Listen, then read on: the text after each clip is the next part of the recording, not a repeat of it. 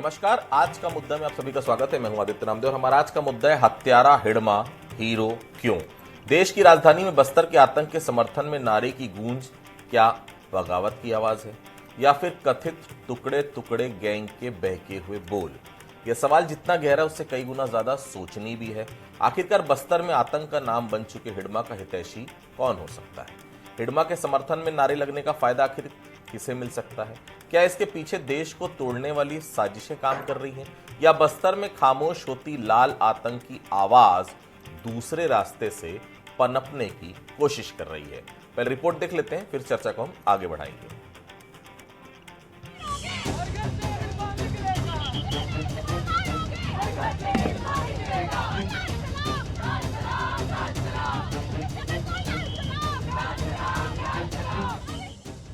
छात्रों का प्रदर्शन और गूंजते नारे। ये तस्वीरें देश की राजधानी दिल्ली के इंडिया गेट की हैं, जहां प्रदर्शन दिल्ली की जहरीली हवा को लेकर था। लेकिन खूंखार नक्सली माड़वी हिडमा के समर्थन में यहां नारे गूंजे, हिडमा अमर रहे। वही हिडमा जो सैकड़ों बेकसूरों का हत्यारा था, वही हिडमा जिसने कई जवानों की जान ली, वही हिडमा जिसके आतंक ने बस्तर की जनता को विकास से वंचित रखा। लंबे समय से वांटेड हिडमा हाल ही में सुरक्षा बलों के साथ हुई मुठभेड़ में मारा गया और उसकी मौत को बस्तर में नक्सलियों के लिए सबसे बड़ा झटका माना जा रहा है, क्योंकि हिडमा नक्सल मोर्चे पर सबसे कुख्यात और प्रभावी चेहरों में से एक था। नक्सलियों का जो दंश बस्तर के लोगों ने झेला, उनके जख्मों पर ये नारे नमक का काम कर रहे हैं। लेकिन इन सब के बीच पीसीसी चीफ दीपक बैज ये कहते हैं कि देश में कोई भी नारा लगा रहा है, ये उनका विवेक है। देखिए, कोई भी देश में अगर कहीं नारा लगा रहा है, ये उनके विवेक है।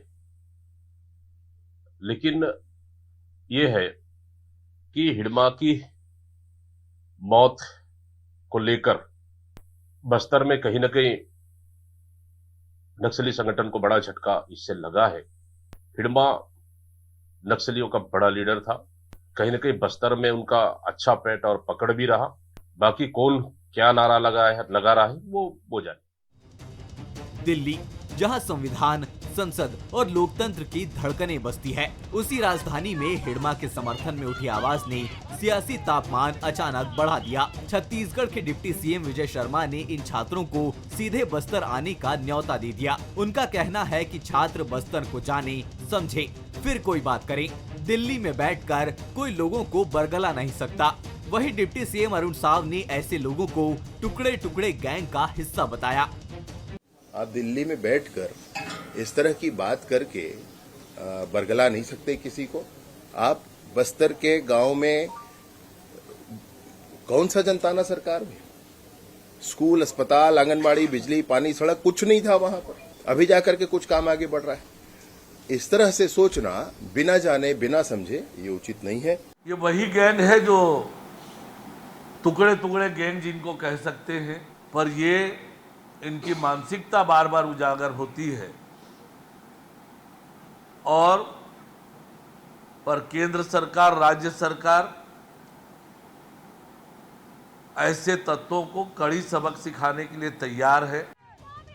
दिल्ली में गूंजे ये नारे कई सवाल उठाते हैं। जो लोग लोकतंत्र की दुहाई दे रहे हैं, क्या उन्हें लगता है कि हिडमा लोकतंत्र का पालन कर रहा था? बस्तर ने दशकों तक जख्म सहे, क्या उस दर्द, उस तकलीफ को बड़े शहरों की धुंधली हवा में ये लोग देख नहीं पा रहे? बड़ा सवाल ये भी कि सैकड़ों बेकसूरों के हत्यारे को हीरो क्यों बनाया जा रहा है? शिखर देवांगन, बंसल न्यूज, रायपुर।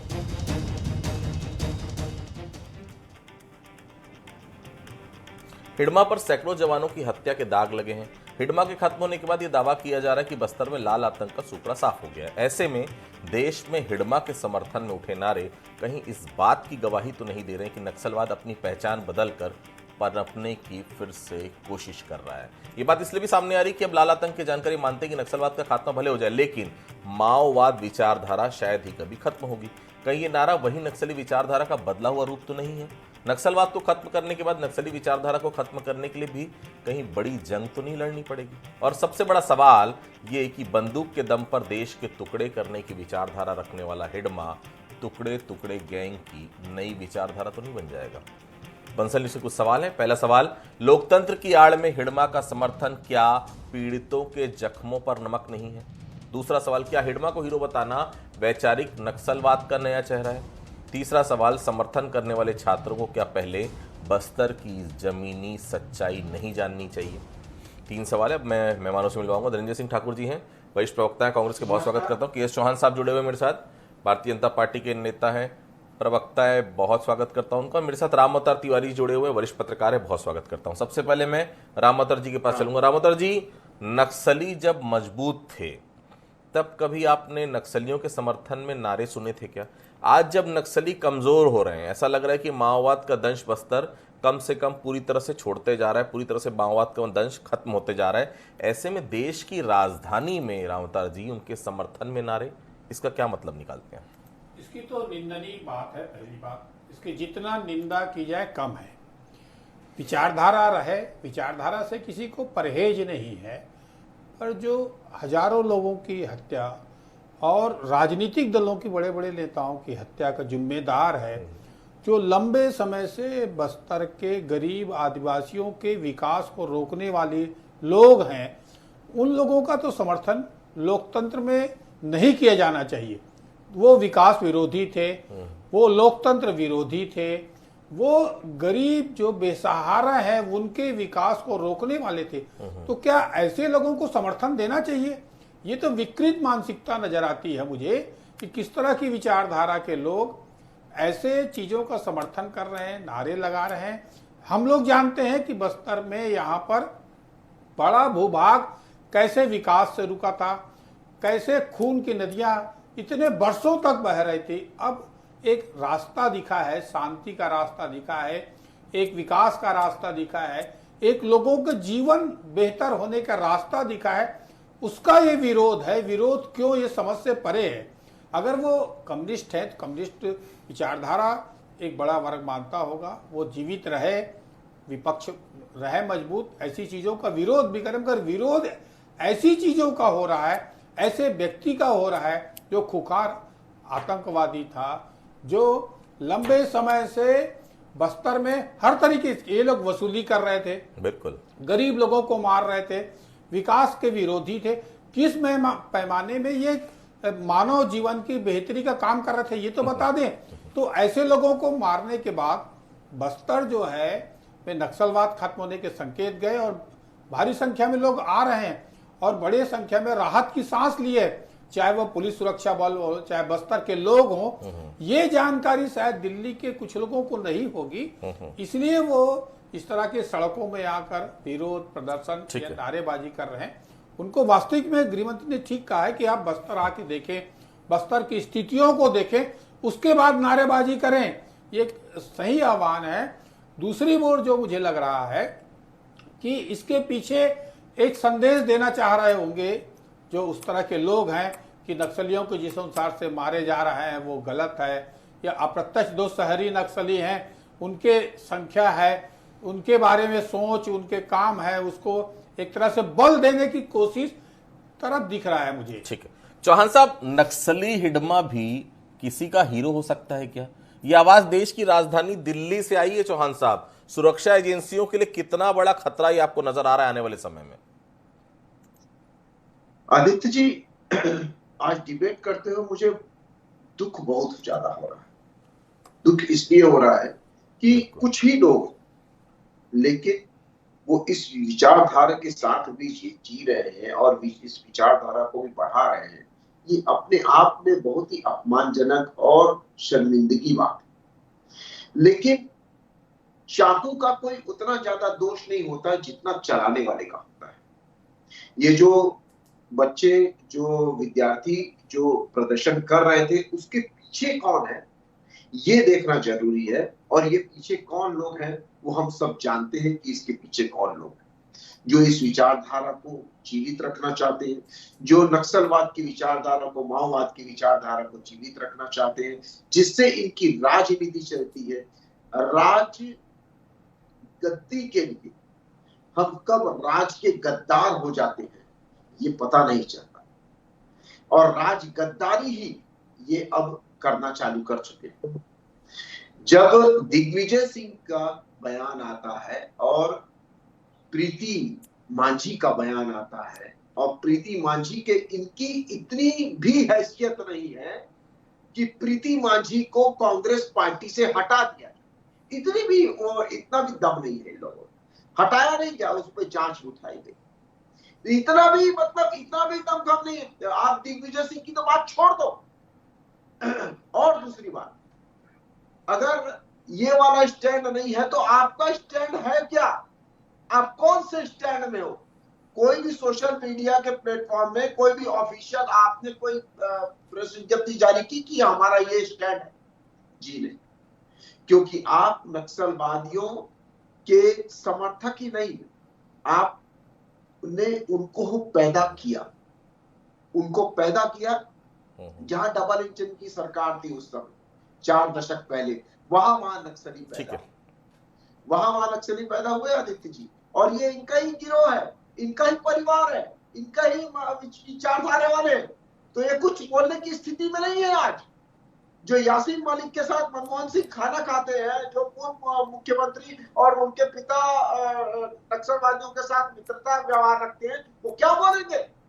आज ये बोलने की स्थिति में नहीं है, और ये सिर्फ दहाड़ के सबके सामने रो नहीं रहे हैं, इनका रोम रोम रो रहा है। इनका लीडर जा चुका है, इनका लीडर चले गया है, इनको इनकी राजनीति, ठीक है चौहान साहब, मैं लौटूंगा आपके पास जी, घोषित करने वाले चले गए।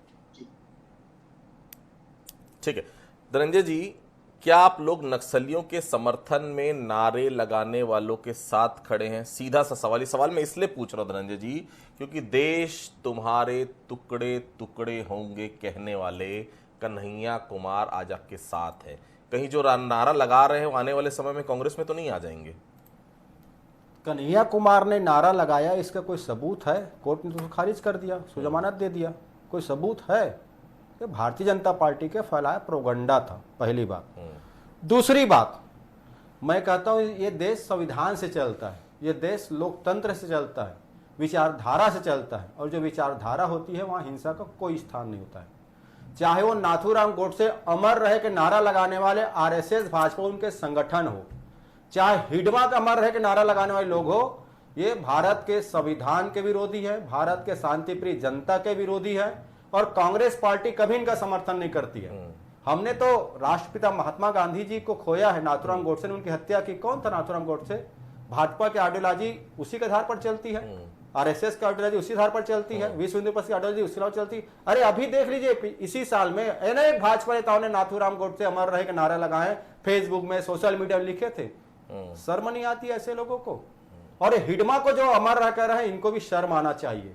ये भारत का संविधान है, आपकी विचारधारा हो सकती है, पर वहां हिंसा के स्थान नहीं है। बीच में टोक रहा हूं, लेकिन कन्हैया कुमार जी का जो एक्स अकाउंट है उसमें मेरे को बहुत सारे इस प्रकार के वीडियो दिख रहे हैं, टुकड़े टुकड़े देश तेरे होंगे, उन्हीं का ट्विटर अकाउंट है। नारा इस देश का कोई व्यक्ति लगा ही नहीं सकता, सिर्फ आरएसएस और भाजपा के लोगों के अलावा। खुद के ट्विटर अकाउंट है? नहीं, फर्जी अकाउंट है, फर्जी। उसमें कोर्ट में मामला चला, फर्जी पाया गया था, फैब्रिकेटेड वीडियो पाया गया था, कोर्ट ने उनको चार्ज कर दिया है, और कोर्ट से हम दोनों शायद छोटे ही हैं। दूसरी बड़ी बात, इन्होंने हमारे कांग्रेस कार्यकर्ता का नाम लिया, पता नहीं, मैं जानता नहीं, लेकिन इन्हें खुद बता रहा है कि कांग्रेस पार्टी ने उसे बाहर कर दिया। मैं इनसे पूछता हूं, अमित शाह जी आते हैं बस्तर में, नक्सलियों को भाई बोलते हैं, आज तक भारतीय जनता पार्टी ने अमित शाह जी पर क्या कार्रवाई किया है? दिनेश कश्यप नक्सलियों को बिछड़े भाई बोलते हैं, क्या कार्रवाई किया? पुरंदर मिश्रा नक्सलियों को बधाई देते हैं, क्या कार्रवाई करते हैं आप? क्योंकि भारतीय जनता पार्टी की विचारधारा भी हिंसक है, नक्सलियों की विचारधारा भी हिंसक है। दोनों आतंक भय फैलाकर अपनी विचारधारा को मनाने के लिए मजबूर करते हैं। और इस देश में गांधी जी के देश है, यहाँ अहिंसा प्रेम का चलेगा। ये छत्तीसगढ़ हमारे घासीदास बाबा जी के मन के एक समान के नारा पे चलने वाला प्रदेश है, यहाँ हिंसा के स्थान नहीं है। पर नाथूराम गोडसे जिंदाबाद कहने वाले भी उतने देश विरोधी हैं जितना हिडमा को जिंदाबाद कहने वाले लोग हैं, और भारतीय जनता पार्टी हिंसा का समर्थक रही है। इसीलिए इस प्रकार की बातें लगातार हो रही, चाहे मध्य प्रदेश में हो या छत्तीसगढ़ में हो या दिल्ली में हो, ये सिर्फ प्रोगंडा करते हैं। नक्सलवाद खत्म होना चाहिए, आतंकवाद खत्म होना चाहिए, और भारतीय जनता पार्टी को शर्म नहीं आती। असम में बिगो उग्रवादियों को आप अपने सदस्य बनाते हैं और आप कहते हैं कि हम हिंसा विरोधी। अरे हिंसा को तो आप बढ़ावा देने वाले लोग हो। ठीक है, रामतर जी, जब भी हम माओवाद के मुद्दे पर इसके पहले भी बात करते थे, हर बार आप भी कहते थे कि नक्सलवाद तो खत्म हो जाएगा आदित्य, पर विचारधारा खत्म नहीं हो सकती। क्या ये माना जाए रामतर जी, ये वही विचारधारा है जो नारे के जरिए दिल्ली से सुनाई दे रही है और छत्तीसगढ़ तक इसकी गूंज सुनाई आ रही है? देखिए, विचारधारा की अगर दिशा बदल जाए, उसकी सोच बदल जाए, वो जनता के पैमाने पर ना हो, जनता की सोच उसके विकास पर ना हो, वो पार्टियां, वो लोग, वो बातें खत्म हो जाती है। इसीलिए शायद जो अब कम्युनिस्ट हैं या मार्क्सवाद हैं, वामपंथी हैं, धीरे धीरे जनता की नब्ज, जनता की पकड़ उनमें कमजोर होती गई और सत्ता जाती गई। अब जनता क्या चाहती है उसके अनुसार बात करिए। जनता का विकास, जनता की सोच, उसकी भावनाएं, उस पर राजनीति करेंगे तो आप सत्ता में रह सकते हैं, अन्यथा नहीं रह सकते, पहली बात। दूसरी बात जो है, कोई भी जो हत्यारा है वो हीरो नहीं हो सकता। वो हीरो इसलिए नहीं हो सकता कि उसने मानव जीवन का, उसने लोकतंत्र का, उसने हत्या की है। तो ऐसे लोगों को तो कड़ी से कड़ी सजा होनी चाहिए, कार्रवाइयाँ होनी चाहिए, पैनी निगाह होनी चाहिए। और जब इस समय बस्तर में नक्सलवाद खत्म करने का अभियान चल रहा है तो इस तरह का नारेबाजी होना बहुत सारा संकेत दे रहा है ये, कि किस तरह के लोग सक्रिय हो सकते हैं या होंगे, या भविष्य की जो राजनीति है उसमें भी एक विचारणीय सवाल है। क्योंकि वहां पर विकास के नाम पर, आदिवासी के नाम पर पहले भी कई संगठन सक्रिय थी। यहाँ से दिल्ली अभी, क्योंकि यही लोग, कुछ लोग हैं वो बस्तर में भी इस तरह के नारेबाजी, इस तरह के आंदोलन प्रदर्शन करते थे, मगर उनका पैर यहाँ से उखड़ गया। जन समर्थन उनको, जनता का, नक्सलियों का भी शायद नहीं मिला और लोगों का नहीं मिला, इसलिए चला गया। अब ये दिल्ली में हो रहा है तो इसको एक दोनों सरकार को, चाहे केंद्र सरकार हो या राज्य सरकार को, गंभीरता से लेते हुए इस मुद्दे को राजनीतिक नजरिए से भी कोशिश करना चाहिए। विकास के मुद्दे पर भी इसको खत्म करने की कोशिश करिए।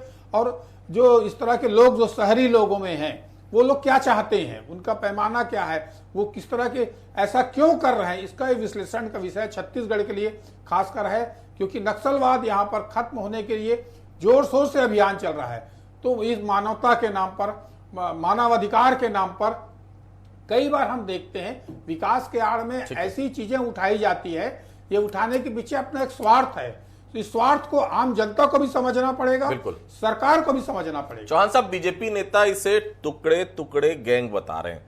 क्या हर असहमति को, चौहान साहब, गैंग कह देना समस्या का समाधान है क्या, या फिर गंभीर मुद्दे का राजनीतिक शॉर्टकट समझा जाए इसे? देखिए आदित्य जी, हम सभी चीजों की परत खोलेंगे ना तो उसमें से अंदर से निकलेगी राजनीति। क्योंकि राजनीति से प्रेरित होके ही ये सभी प्रदर्शनकारी वहां पर हैं। वो प्रदर्शनकारी जो मिर्ची का स्प्रे लेके वहां पर जाते हैं, आप क्या करना चाहते हैं? आप प्रोटेक्ट करवाते हैं कि इस वजह से कि दिल्ली में जो जहरीला जो हवा चल रही है, लेकिन आप वहां पहुंच के खुद जहर घोलने का काम करते हैं। तो ये जो प्रदर्शनकारी हैं, ये उनके पीछे जो देखा जाएगा तो उसी विचारधारा के लोग, उसी कांग्रेसी विचारधारा के लोग, कांग्रेसी और वामपंथी विचारधारा के लोग, माओवादी विचारधारा के लोग ही पाए जाएंगे। ये लोग तो पुरस्कृत करते हैं। ये लोग उपराष्ट्रपति के सीट पे बिठाना चाहते हैं उसको जो नक्सलवाद का समर्थन करता है और सलवा जुलूम का वो विरोधी रहता है। ये लोग उसको टिकट देते हैं जो टुकड़े टुकड़े गैंग का प्रधान रहता है। ये लोग उसको समर्थन करते हैं कि अफजल की हम शर्मिंदा है, तेरे कातिल अभी चिंता है, वो वाले जो नारे लगाते हैं उसको समर्थन करते हैं। ये बहुत बड़ी बात नहीं है कि ये इन बच्चों में से 20-22 बच्चे जो हैं, और 20-22 बच्चों में बता दूं आदित्य जी कि सबका मोबाइल दिया गया और सबके मोबाइल से मतलब ऐसी चीजें दिखाई जा रही है जो पूरी देश विरोधी है, जो मिल रही, और उसका कनेक्शन कहां है उसको भी खंगाला जा रहा है। ये बहुत बड़ी बात है। और ये कनेक्शन कहीं ना कहीं वामपंथियों से और कांग्रेसी नेताओं से जुड़ा हुआ है। ये आप देख, आपके प्रसिद्ध चैनल पे मैं बता रहा हूं कि ये मोबाइल के कनेक्शन कांग्रेसी लीडरों से भी जुड़े हुए थे। उन 22 लोगों को जो गिरफ्तार किया गया है, और ये क्या करना चाहते थे वहां पर, मिर्ची का पाउडर, मिर्ची का स्प्रे लेके गए थे, ये क्या करना चाहते थे और किसका समर्थन कर रहे हैं? जिसने 76 हमारे जवानों को मारा एक साथ, जिसने 2010 में 25 जवानों को और 12 जवानों को मारा, उनका समर्थन करना चाहते हो?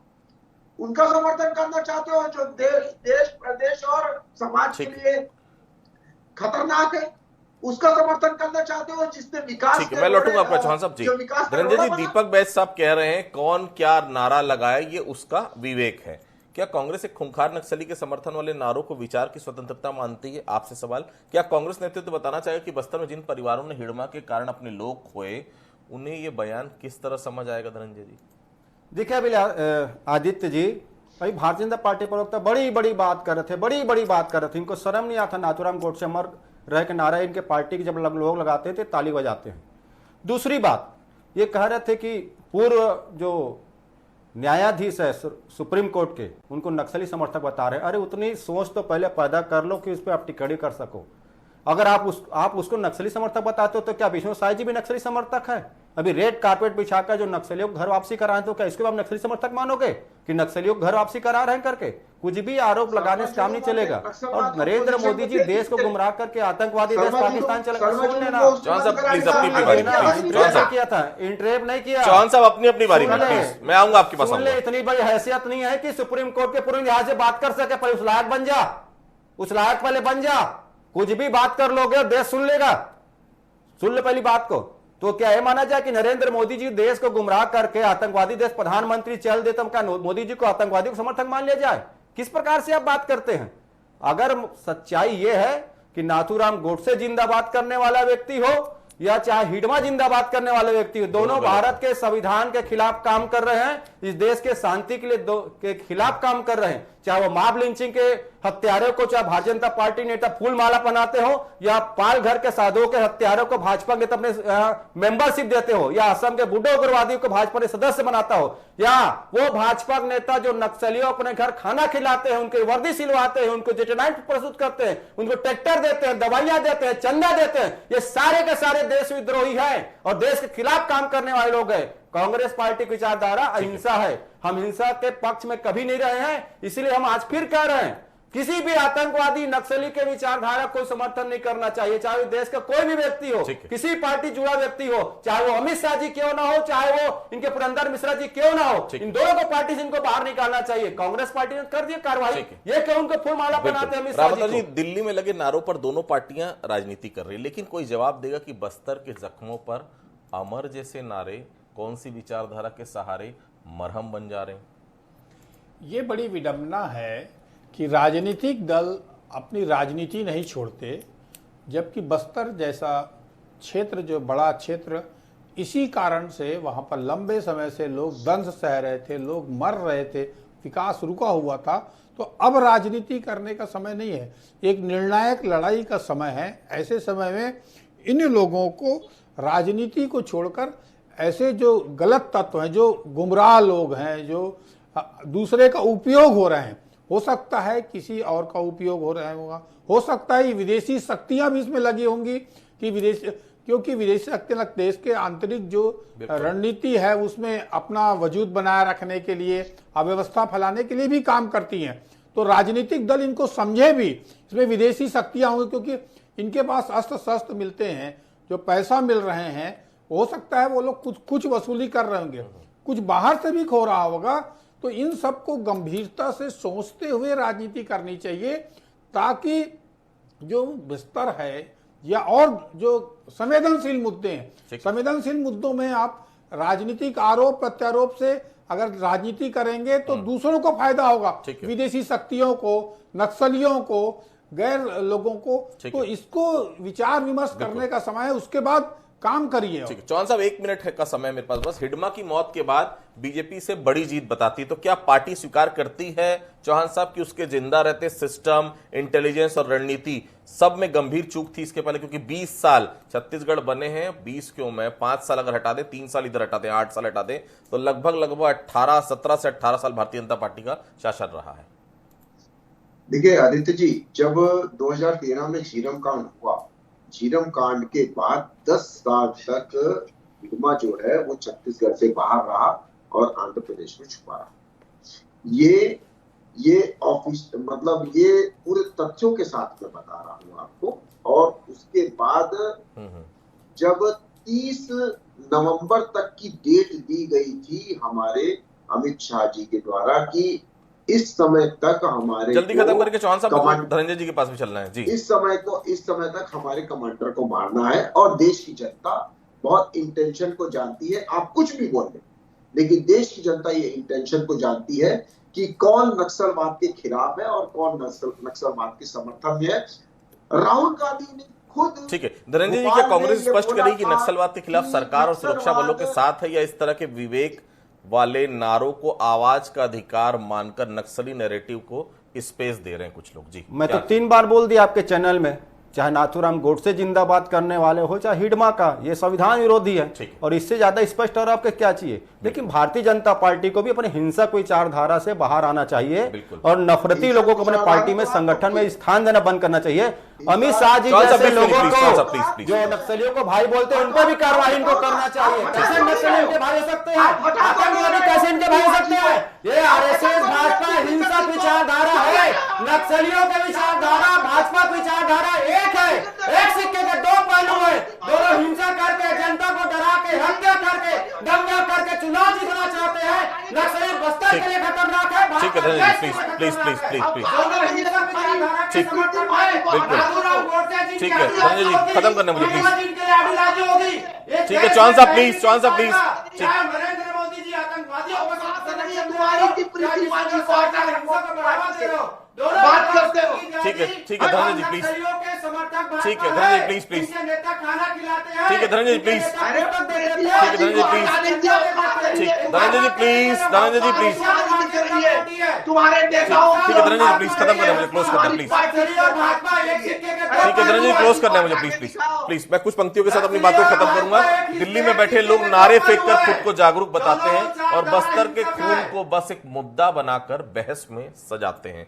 हिडमा अमर, वाह रे ये तेरी सोच, जो किताबें कम पढ़ती है और फैंटेसी में ज्यादा जीती। आप सभी से जुड़े, आप सभी लोगों को बहुत बहुत धन्यवाद। आज का मुद्दा में फिलहाल इतना ही, बाकी खबरों के लिए आप लगातार बने रहिए बंसल न्यूज के साथ। नमस्कार।